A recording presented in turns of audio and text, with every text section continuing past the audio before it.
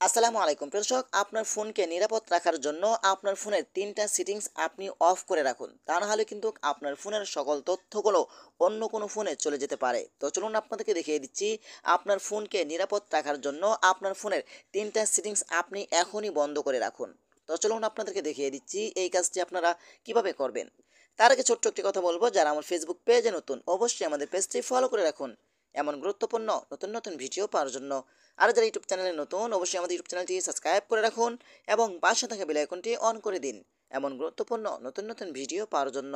তো এই কাজটি করার জন্য ফার্স্ট অফ অল আপনি চলে আসবেন আপনার ফোনের সেটিংসে। ওকে, তো আমি চলে আসলাম আমার ফোনের সেটিংসে, তারপর একটু নিচে আসবেন।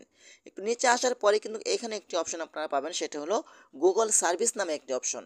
আপনারা এখান থেকে গুগল সার্ভিস অপশনের উপরে ক্লিক করবেন। তারপর এখান থেকে আপনারা ওয়াল সার্ভিস নামে একটি অপশন পাবেন।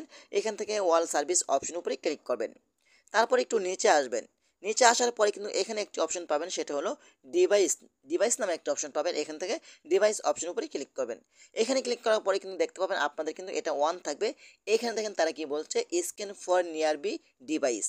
তার মানে এটা যদি আপনার অন থাকে তাহলে কিন্তু স্ক্যান করে আশেপাশে যে ডিভাইসগুলো রয়েছে সেই ডিভাইসে আপনার তথ্যগুলো ট্রান্সফার করবে। ফোন নিয়ার বি ডিভাইসের মাধ্যমে আশেপাশে যে ফোনগুলো রয়েছে সেই ফোনগুলো স্ক্যান করে তারা কানেক্ট করবে। কানেক্ট করে কিন্তু আপনার ফোনের তথ্যগুলো ওই ফোনে চলে যেতে পারে। এটা কিন্তু বাস্তব কথা, আপনি চাইলে এই কাজটি করবেন আপনার নিরাপত্তার জন্য। ওকে, তারপর এটা এখান থেকে আপনি এটা অফ করে দিবেন। তারপর একটু ব্যাগে চলে আসবেন।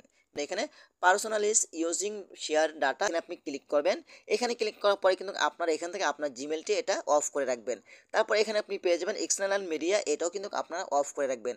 তারপর এখান থেকে ডিভাইস কন্ট্যাক্ট, এটাও কিন্তু আপনারা অফ করে রাখবেন। এটা যদি আপনার অন থাকে তাহলে কিন্তু ডিভাইস কন্ট্যাক্ট আপনার ফোনের নাম্বারগুলো অন্য কোথাও শেয়ার হয়ে যেতে পারে। ঠিক আছে, এই তিনটা আপনারা অফ করে রাখবেন। তারপর একটু ব্যাগে চলে আসবেন। ব্যাগে চলে আসার পরে কিন্তু একটু নিচে আসবেন। নিচে আসার পরে কিন্তু এখানে একটি অপশন পাবেন, সেটা হলো ফোন নাম্বার শেয়ারিং। এখানে আপনি ক্লিক করবেন। এখানে ক্লিক করার পরে দেখতে পাচ্ছেন এখানে ফোন নাম্বার শেয়ারিং। আপনি যদি এখানে একটু লক্ষ্য করেন, দেখেন এখানে থার্ড পার্টি অ্যাপ।